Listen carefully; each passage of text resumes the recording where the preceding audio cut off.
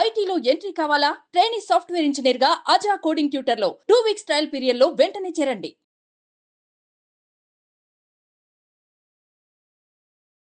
నమస్తే, welcome to Suman TV. నేను మీ Suman TV Usha. 2025 సంవత్సరానికి సంబంధించి 12 రాశుల వారు అసలు ఏ విధంగా ఉండబోతుందో ప్రత్యేకించి అడుగుతూ ఉంటుంటారు. ఎస్పెషల్లీ 12 నెలల్లో కనుక మనం చూస్తే ఏ నెల కలిసి వస్తూ ఉంటుంది, వ్యాపారంలో కావచ్చు, సంతానంలో కావచ్చు, లేదంటే వివాహానికి సంబంధించి కావచ్చు, పెట్టుబడులు పెట్టొచ్చా, సంతానం విషయంలో ఈ టైంలో మేము డెసిషన్ తీసుకోవచ్చా, వివాహానికి సంబంధించి మేము అప్రోచ్ అవ్వచ్చు అని అడుగుతూ ఉంటుంటారు. అండ్ దాంతోపాటు రిలేషన్షిప్ ఎవరైతే భార్యాభర్తలు ఉంటుంటారో మాకు ఏ విధంగా ఉంది, ఒడిదుడుగులు కనిపిస్తూ ఉన్నాయి అని మాట్లాడే వాళ్ళు ఉంటూ ఉంటారు. సో సంవత్సరాంతం ఏ విధంగా ఉండబోతుంది, ఏ ఏ విషయాలలో జాగ్రత్తలు వహించాలి, పెట్టుబడులు ఏ ఏ నెలలో పెడితే కలిసి వచ్చే అంశాలు ఉన్నాయి అన్న విషయాలపైన మనతో పాటు జంధ్యాల లత గారు ఉన్నారు. ఆవిడని అడిగి తెలుసుకుందాం. నమస్తే జంధ్యాల లత గారు. నమస్తే అమ్మా. 2025 నూతన సంవత్సరానికి సంబంధించి మకర రాశి వరకు అసలు ఏ విధంగా ఉండబోతుందంటారు? ప్రత్యేకించి వీళ్ళు ఏ ఏ విషయాలు జాగ్రత్తలు వహించాలి? ఇప్పుడు ఇక్కడ అసలు విషయం ఏంటంటే మకర రాశి వారు, కుంభరాశి వారు, మీనరాశి వారు అందరూ కూడా మా ఏళ్ళనాడు శని ఎలా ఉండబోతుంది అని అనుకుంటారు కదా. అవును. కాబట్టి ఉగాది పంచాంగం వచ్చాక ఎట్లానో మకర రాశి వారికి ఏళ్ళనాడు శని అయిపోయింది అని చెప్తాం. కానీ బట్ ఒక రకంగా మనం సంవత్సరం అంతా మాట్లాడుతున్నాం కనుక ఉగాది తర్వాత నుంచి ఇంకా వీరికి ఏళ్ళనాడు శని ప్రభావం తగ్గుముఖం పడుతుంది అని చెప్తాను. ఒక్క విషయం ఎప్పుడు గుర్తుపెట్టుకోవాలి, ఏళ్ళనాటి శని ప్రభావంలో మొత్తం 7.5 ఏళ్ల సమయంలో ఒక 2.5 ఏళ్ల పాటు కొంచెం ఒడిదుడుకులు ఉంటాయి. మొదటి 2 సంవత్సరాలు లేకపోతే 3వ సంవత్సరం ఉంటుంది, 1వ సంవత్సరం ఉంటే 2-3 ఉండకపోవచ్చు, కొంతమందికి 7.5 ఏళ్ళు కూడా ఉండొచ్చు. బిజినెస్ చేసేవాళ్ళు ఎవరైతే ఉంటారో వారికి ఈ ఏళ్ళనాటి శని ప్రభావం ఎక్కువగా ఉంటుంది. గవర్నమెంట్ ఉద్యోగులు ఎవరైతే ఉంటారో వారికి, ఇలాగ కొన్ని వృత్తుల్లో ఉన్న వాళ్ళకి అధిక శాతం కనపడుతూ ఉంటుంది. ఓకే. అందుకని ఒక రకంగా చెప్పాలంటే కొంత వీళ్ళకి దాని ప్రభావం తగ్గుతుంది అంటాను. ఇప్పుడు మనకు సైక్లోన్ వచ్చింది అనుకో, సైక్లోన్ వచ్చిన తర్వాత మొత్తం ఎలా ఉంటుంది, సైక్లోన్ ఆఫ్టర్ ఎఫెక్ట్స్ కొన్ని ఉంటాయి కదా, అలాగే దీన్ని కూడా అనుకోవాలి. మొత్తం 7.5 ఇయర్స్లో ఎక్కడో అక్కడ కొంత డ్యామేజ్ జరుగుతుంది కనుక ఆ డ్యామేజ్ గురించి వీళ్ళు ఆలోచన చేస్తారు. అది కరెక్ట్ ఏ డ్యామేజ్ అయినా అవ్వచ్చు, వృత్తిరీత్యా అవ్వచ్చు, వాళ్ళ పార్ట్నర్షిప్స్ అవ్వచ్చు, వాళ్ళ ఉద్యోగాలు అవ్వచ్చు, వాళ్ళ హెల్త్ అవ్వచ్చు, వాళ్ళ వెల్త్ అవ్వచ్చు, వాళ్ళ ఇన్వెస్ట్మెంట్స్ అవ్వచ్చు, ఏదైనా అవ్వచ్చు. కాబట్టి ఇక్కడ వీళ్ళల్లో వచ్చే మార్పు ఏంటి అని అంటే, ఉద్యోగం ఏదో ఒకటి ఉందిరా నాయన, మేము ఇక మారకుండా ఇందులోనే కంటిన్యూ అవుతామని అనుకుంటారు. ఏదో ఒకటి ఉంది ఫస్ట్, సర్వైవల్కి ఏదో ఒకటి ఉంది. 2024 వరకు ఎలా ఉంటారు, మధ్యలో ఉద్యోగం మారిపోదామా, మనకి ఇది అసలు అక్కర్లేదు, ఇది కాకుండా ఇంకోటి చేద్దామా, ఇలాంటి ఆలోచన చేస్తూ ఉంటారు. కానీ ఇప్పుడు వీళ్ళు తీసుకునే నిర్ణయం ఏంటంటే, ముందర అసలు ఉన్నదానిలో మనం నిలకడగా ఉందాం, మనం ఎక్కడికి మారద్దు, ఇందులో నాకు ప్రశాంతంగా ఉంది, నేను హాయిగా ఉన్నాను అని ఒక డెసిషన్ తీసుకుంటారు. రెండో విషయం ఏంటంటే, వీళ్ళ ఒక సంతానం గురించి డెసిషన్స్ తీసుకుంటారు. అంటే వాళ్ళ గురించి ఏమైనా ఇన్వెస్ట్మెంట్స్ చేయటం అనుకుందాం, వాళ్ళ గురించి కూడా మనం మ్యూచువల్ ఫండ్స్ లాంటివి తీసుకుంటాం కదా, అలాంటి వాటి మీద ఫోకస్ చేస్తారు. అంటే పిల్లల చదువుల గురించి, వాళ్ళ ఒక అభివృద్ధి గురించి ఫోకస్ చేయటం అనేది కనపడుతూ ఉంటుంది. కాబట్టి మెయిన్గా ఉద్యోగస్తుల విషయం చెప్పుకున్నాం, సంతానం గురించి చెప్పుకున్నాం. ఇక్కడ వీళ్ళ ఆలోచన ఏ విధంగా ఉంటుందంటే, రిలేషన్షిప్ ఏదైతే ఉందో, అంటే ఇప్పుడు ఈ సంవత్సరంలో పెళ్లి చేసుకున్న వాళ్ళు ఎవరైతే ఉంటారో వీళ్ళు విశ్వ ప్రయత్నం చేస్తూ ఉంటారనమాట ఆ సంబంధాన్ని కాపాడుకోవడానికి. అందుకని ఏమనుకుంటారు, ఉన్న ఉద్యోగం చేస్తున్నాం చాలే అనుకుంటారు. మ్యాటర్ అర్థమైంది అంటే కాన్సన్ట్రేషన్ అంతా కూడా ప్రొఫెషనల్ లైఫ్ నుంచి పర్సనల్ లైఫ్కి కన్వర్ట్ అవుతుంది.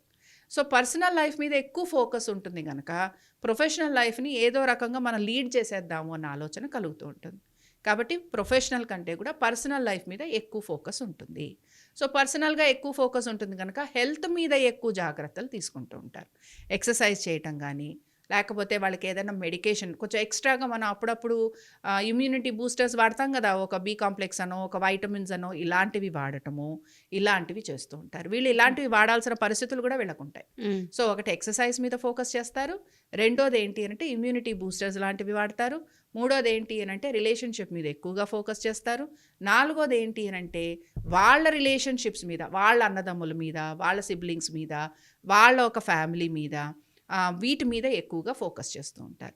సో ప్రొఫెషనల్ లైఫ్ నుంచి పర్సనల్ లైఫ్ మీద ఫోకస్ అనేది ఎక్కువగా వెళ్తూ కనపడుతుంది. సో మానిటరీ వైజ్ ఎలా ఉంటుంది, ఆర్థికంగా వీళ్ళకి ఎలా ఉంటుంది అని చూస్తే ఆర్థికంగా వీళ్ళు ఉన్న దానిలోనే ముందుకు వెళ్ళేందుకే ప్రయత్నం చేస్తారు. కొత్తగా చేంజెస్ తీసుకొచ్చే ప్రయత్నం అంటూ ఏమీ చేయరు. ఓకే. సో ఓవరాల్గా ఏలినాటి శని ప్రభావం అయితే తగ్గే అవకాశం కనిపిస్తుంది. ఎప్పుడూ కూడా ఇలానే గుర్తుపెట్టుకోవాలి. ఏలినాటి శని వెళ్ళిపోయింది అంటే ఇమ్మీడియట్గా పాజిటివ్ రిజల్ట్స్ రావు. ఎందుకంటే డ్యామేజ్ ఆల్రెడీ జరిగింది కనుక డ్యామేజ్ నుంచి రీకూప్ అవ్వడానికి టైం పడుతుంది. ఓకే. కుంభరాశి వారి కనుక మనం చూసుకుంటే నూతన సంవత్సరం 2025 అసలు ఏ విధంగా ఉండబోతుంది అంటారు? ఈ సంవత్సరం వీళ్ళ ఆలోచనలు మాత్రం చాలా బాగున్నాయి. దేని మీద ఆలోచన? ధనం మీద ఆలోచన. ఓకే. ఎంతసేపు బాగా డబ్బు ఎలా సంపాదిద్దాం, బాగా సుఖంగా ఉండాలంటే ఏం చేయాలి. మనం నవ్వుకుంటున్నాం కానీ ఇది నిజం. వీళ్ళ ఆలోచన దీని మీదే ఉంటుంది. బాగా డబ్బు సంపాదించేసి బాగా సుఖంగా ఉండి హ్యాపీగా లైఫ్ని లీడ్ చేయాలి. ఎన్ని రోజులు కష్టపడతాం, ఎన్ని రోజులు ఈ గోల అన్న ఆలోచన ఎక్కువగా ఉంటుంది. Okay. So positive bent of mind ఉండటం మంచిదే, కానీ కష్టపడకపోవడమే ప్రాబ్లం వస్తూ ఉంటుంది. వాళ్ళ మీద వాళ్ళకి ఓవర్ కాన్ఫిడెన్స్ అనేది పెరుగుతూ ఉంటుంది. చూడండి, ఇందాక నేను చెప్పినవన్నీ కూడా ఎందుకు కష్టపడాలి అన్న ఆలోచన వచ్చింది అని అంటే సుఖపడదామనేగా. సుఖపడటం కోసం అని ఏం చేస్తున్నాం, మనం చేయాల్సిన పనులని దాటేస్తున్నాం. అందుకని ఏంటంటే వీళ్ళకు వచ్చే ఆపర్చునిటీస్ని వీళ్ళు చక్కగా వాడుకోవచ్చు, చేస్తున్న ఉద్యోగాన్ని కంటిన్యూ చేయొచ్చు, ఎంజాయ్ చేయాలి అనుకుంటున్న వాళ్ళు హ్యాపీగా లైఫ్ని ఎంజాయ్ కూడా చేయొచ్చు. తప్పేమీ లేదు. అప్పుడు ఎప్పుడు కష్టపడాలని నేను చెప్పను. కాబట్టి ఏంటంటే ఎంజాయ్మెంట్ కూడా అవసరమే జీవితంలో. ఈ సంవత్సరం అంతా వీళ్ళు లైఫ్ ఎంజాయ్ చేయొచ్చు అనే చెప్తాను. బట్ ఏంటి, ఆర్థికపరమైన విషయాలలో మంచి డెసిషన్స్ తీసుకోవాలి. అంటే మనం చేసే ఇన్వెస్ట్మెంట్స్ కానీ, మనం చేస్తున్న పెట్టుబడులు కానీ, మనం కొనుక్కుంటున్న స్థలాలు కానీ, పొలాలు కానీ, ఇలాంటివన్నీ కూడా అవకాశం వచ్చింది కదా అని చెప్పి ముందు వెనక చూడకుండా చేయకూడదు. ఓకే. ఇదొక్కటే వీళ్ళు గుర్తుపెట్టుకోవాలి. అంటే పొజిషన్ బాగుంది, అనుకున్న వెంటనే డబ్బులు వస్తున్నాయి చేతికి, ఎంజాయ్మెంటు వస్తుంది, పొలాలు స్థలాలు వస్తున్నాయి, కానీ ఎలా ఉంటున్నాయి జాగ్రత్తగా చేసుకోవాలి. ఎందుకంటే వీళ్ళు తర్వాత ఏమైపోతారంటే లిటిగేషన్లలో ఇరుక్కునేందుకు అవకాశాలు ఉంటాయి. అందుకని అంటే ఇప్పుడు చేసే ఇన్వెస్ట్మెంట్స్ నేను మాట్లాడుతోంది నెక్స్ట్ ఇయర్కి. అందుకని వీళ్ళు ఏం చేయాలంటే ఏవైనా స్థలాలు, పొలాలు, ఇళ్ళు, వాకిళ్ళు ఏమైనా కొనుక్కుంటుంటే కనుక అవి ఫేర్గా ఉన్నవి, ఎటువంటి ఇబ్బంది లేనివి చూసి కొనుక్కోవాలి. ఓకే. భార్యాభర్తల మధ్యన కొంచెం డిస్టెన్స్ అనేది పెరుగుతుంటుంది. అంటే ఈయన ఒక మాట అంటే ఆవిడ ఇంకో మాట అంటూ ఉంటుందన్నమాట. కాబట్టి ఇద్దరి ఆలోచనలు కలవకుండా ఉండేందుకు అవకాశాలు ఉంటాయి. ఇప్పుడు ఈయన ఎంజాయ్ చేద్దామంటారు అనుకోండి హస్బెండ్, వైఫ్ కాదు నేను పూజ చేసుకుంటా అందనుకోండి, అక్కడ ప్రాబ్లం వస్తుంది. అందుకని ఇలాంటి క్లాషెస్ వచ్చేందుకు అవకాశాలు ఉంటాయి. ఒకళ్ళు ఒక మాట అంటారు, ఒకళ్ళు ఒక మాట అంటారు. అందుకని ఇద్దరు ఒక మాట మీదకి ముందుకెళ్లేందుకు ప్రయత్నం చేయాలి. ఎక్కడో అక్కడ కాంప్రమైజ్ అవ్వాలి. సో కాంప్రమైజ్ అవ్వాలి, చేసే పనుల మీద కొంత దృష్టి పెట్టుకోవాలి, ఎంజాయ్మెంట్ ఖచ్చితంగా చేస్తారు, ఆర్థికమైన విషయాల మీద ఫోకస్ ఎక్కువగా ఉంటుంది, అవి కూడా సాధించేందుకు ప్రయత్నం చేస్తారు. ప్రయాణాలు లాంటి వాటి మీద, విదేశాలకు వెళ్ళాలి, ప్లెజర్ ట్రిప్స్ అంటాం కదా, ప్లెజర్ ట్రిప్స్ మీద ఎక్కువగా ఆసక్తి ఉంటుంది. అంటే తీర్థయాత్రల మీద కాదు నేను అంటోంది, ప్లెజర్ ట్రిప్స్, విదేశాలకు వెళ్ళడము, హ్యాపీగా అక్కడ ఎంజాయ్ చేసి రావాలనుకోవటము, ఇలాంటివి అనమాట.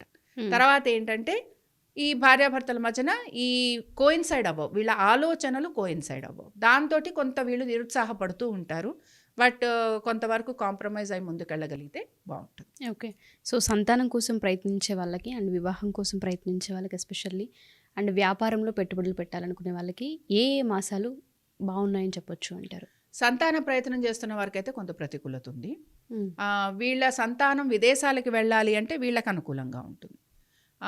అలాగే పెట్టుబడులు పెడతాము అన్న వాళ్ళందరికీ కూడా ఇందాక నేను చెప్పినట్టు మే నుంచి వీళ్ళకి బాగానే ఉంటుంది. తర్వాత బేసిక్గా వివాహ ప్రయత్నాలు చేస్తున్న వారికి ఎలా ఉంటుంది అని అంటే, వివాహ ప్రయత్నాలు చేస్తున్న వారికి కొంత సమయం పడుతుంది. చూడండి, ఇందాక నేను చెప్పాను, భార్యాభర్తల మధ్యన ఆలోచనలు ఒక దీని మీదకి రావు, కొలిక్కి రావు. సో వివాహ ప్రయత్నం చేస్తున్న వాళ్ళకి కూడా సంబంధాలు దగ్గరగా రావడము, లేకపోతే సంబంధం వచ్చి తప్పిపోవడము, లేకపోతే ఆ సంబంధంలో ఏదో చిన్న లొసుగులు ఉన్నాయనుకోవడము, లేకపోతే నచ్చిన సంబంధం కాదు వేరేదేదో వచ్చిందనుకోవడము, ఇలాంటివి ఎక్కువగా ఉంటాయి. కాబట్టి వివాహం కావాల్సిన వాళ్ళు ఎవరైతే ఉంటారో వారు కొంత ఎక్కువ ప్రయత్నం చేయాల్సిన అవసరం కనపడుతుంది. మీనరాశి వారికి అసలు ఏ విధంగా ఉండబోతుంది అంటారు? ప్రత్యేకించి రాశి వాళ్ళు ఏ మాసాలలో పెట్టుబడులు పెట్టవచ్చు అంటారు? వివాహానికి సంబంధించి ఏమైనా నిర్ణయాలు తీసుకోవచ్చు అంటారా? ఇక్కడ మీనరాశి వారికి కూడా ఏల్నాడు సెల్లోనే ఉంటారు కదా, ఒక రకంగా వీళ్ళకి చాలా మార్పులు కనపడుతున్నాయి. మనం మామూలుగా జనవరి అని అనుకున్నా కూడా మధ్యలో మనకి కొన్ని గ్రహాలు మారుతూ ఉంటాయి గనక ముఖ్యంగా ఈ కంటక శని వాళ్ళు, అర్ధాష్టమ శని వాళ్ళు, ఏలనాడు శని వాళ్ళు కొంత ఇంట్రెస్ట్ చూపిస్తూ ఉంటారు గనక అందులో మీనరాశి వారికి చెప్పుకుందాం. ఉద్యోగ ప్రయత్నాలు చేస్తున్నాము, ఉద్యోగంలో మేము మారాలి అని అనుకుంటున్నాము అనే వారందరికీ అద్భుతంగా ఉండబోతోంది. ఖచ్చితంగా ఉద్యోగాలు మారిపోతారు, అసలు మనకి సందేహమే లేదు. అందుకని ఈ ఉద్యోగం ఏదైతే మారతారో ఈ ఉద్యోగంలో భార్యాభర్తలు దూరంగా ఉండే ఉద్యోగాలు వస్తూ ఉంటాయి, ఒక చోట ఉండే ఉద్యోగాలు రావు. అందుకని change of place, change of job, ఇవి రెండూ కూడా ఇన్నెవిటబుల్ అనమాట. కాబట్టి ఫస్ట్ ఆఫ్ ఆల్ ఏలినాటి శనిలో జరిగే ఒక పెద్ద మార్పు ఉద్యోగస్తులందరికీ ఇదే. ఓకే. రెండోది ఏంటి, ఆర్థికంగా ఏ విధంగా ఉంటుంది. ఆర్థికంగా ఏలినాటి శనిలో ఉన్నంత మాత్రాన చాలా ఇబ్బంది పడిపోతాము అని చెప్పుకోవడానికి ఏమీ లేదు. ఆర్థికంగా చాలా అనుకూలతగానే ఉంటుంది. అయితే మాకు ముందరి నుంచి రుణాలు ఉన్నాయి, ముందరి నుంచి కోర్టు కేసులు ఉన్నాయి, ముందరి నుంచి మేము ఈఎంఐలు కట్టుకొస్తున్నాం, అవి కంటిన్యూ అవుతాయి, వాటి నుంచి విముక్తి అయితే లేదు. గవర్నమెంట్ సంబంధంగా గవర్నమెంట్ తోటి చేసే పనులు, ఇప్పుడు లా అండ్ ఆర్డర్ అనుకుందాం, ఇలాంటివి ఏవైనా సరే ఇవన్నీ కూడా మీకు కొనసాగుతూ ఉంటాయి. ఇవి ఎక్కడా మీకు బ్రేక్ రాదు. పోలీసుల్ని కలవాల్సి రావచ్చు, కోర్టు మెట్లు ఎక్కాల్సి రావచ్చు, అలాగే రుణాలు తీసుకోవాల్సి రావచ్చు, ఈఎంఐ లాంటివి మీకు కంటిన్యూ అవుతూ ఉంటాయి. అలాగే ఎవరితోనో గొడవ పడ్డామంటే ఆ గొడవలు కూడా కంటిన్యూ అవుతూ ఉంటాయి. కాబట్టి వీటిల్లో మీకు ఎటువంటి మార్పు కనిపించదు. ఓకే. బట్ సంతానపరంగా చక్కటి అభివృద్ధి కనపడుతోంది, సంతానానికి విదేశాలకు వెళ్ళే అవకాశం కనపడుతోంది. అలాగే మీ యొక్క సంతానం గురించి మీరు చాలా ఆనందించే విషయాలు కనపడుతున్నాయి. వాళ్ళకి మీరు వివాహం చేయాలంటే చేసేందుకు అవకాశాలు కనపడుతున్నాయి. ఇలాగ అనేక విషయాలలో మీకు ఆనందదాయకంగా ఉండబోతోంది. ఫైనాన్షియల్ స్టేటస్ కూడా ఈ ఇయర్ కంటే వచ్చే సంవత్సరం బాగుంటుంది. ఓకే. సో 2025లో కొంత ఒడిదుడుకులు అయితే చాలా ఎక్కువగా కనిపిస్తున్నాయని మనం చెప్పొచ్చు. ఒడిదుడుకులు అని చెప్పను, ఏవైతే కంటిన్యూ అవుతున్నాయో వేటి నుంచి మీరు రిలీఫ్ కోరుకుంటున్నారో వాటి నుంచి మీకు రిలీఫ్ రాదు అంటున్నాను. ఓకే. సో క్యారీ ఫార్వర్డ్ అవుతుంది. హెల్త్ నుంచి నాకు రిలీఫ్ కావాలి, నేను ఇల్ హెల్త్ ఉంది, నాకు ఆరోగ్యం బాగాలేదు, మీరు ఇప్పుడు వాడుతున్న మందులే నెక్స్ట్ ఇయర్ కూడా వాడాలి, మీకేం రిలీఫ్ లేదు. అలాగే కోర్టు కేసులు ఉన్నాయి, ఈ ఇప్పుడున్న కోర్టు కేసులే నెక్స్ట్ ఇయర్ కూడా కంటిన్యూ అవుతాయి, 2025లో కూడా కంటిన్యూ అవుతాయి, రిలీఫ్ లేదు. అలాగే మేము ఎవరికైనా పోలీస్ స్టేషన్కి వెళ్ళి సంతకం పెట్టాలి, ఆ సంతకం పెట్టాలి అని అంటే మీకు రిలీఫ్ లేదు. అది నేను అంటుంది. ఏవైతే 2024లో మీకు సమస్యగా ఉన్నాయో ఆ సమస్యలన్నీ కూడా 2025 నుంచి 26 వరకు కంటిన్యూ అవుతాయి. అంతే. సో వీళ్ళకి ఏదైనా పరిహారం మనం చెప్పొచ్చు అంటారా? అంటే కోర్టు సంబంధంగా ఉండే పరిహారాలకి ఏలనాటి శనిలో ఉన్నప్పుడు ఎప్పుడూ కూడా ఈశ్వర ఆరాధన చేయటమే. కానీ వీళ్ళు ఏం చేయాలంటే పంచముఖ ఆంజనేయ స్వామిని ఎక్కువగా ఆరాధన చేయాలి. ఇప్పుడు మనకి భూ సంబంధమైన ఇబ్బందులు ఉంటాయి, కోర్టు సంబంధమైన ఇబ్బందులు ఉన్నాయి, లేకపోతే పోలీస్ స్టేషన్లతో ఇబ్బందులు ఉన్నాయి, పోలీస్ స్టేషన్లు, పోలీసులు ఇలాంటివి అనుకుందాం. ఇలాంటి వాళ్ళు సుదర్శన హోమం కానీ నరసింహస్వామి హోమం కానీ చేసుకుంటే అద్భుతమైన ఫలితాలు వస్తాయి. ఓకే. కాబట్టి ఇవి చేసుకోవచ్చు. డెఫినెట్గా. Thank you ma'am. Thank you so much. నమస్తే.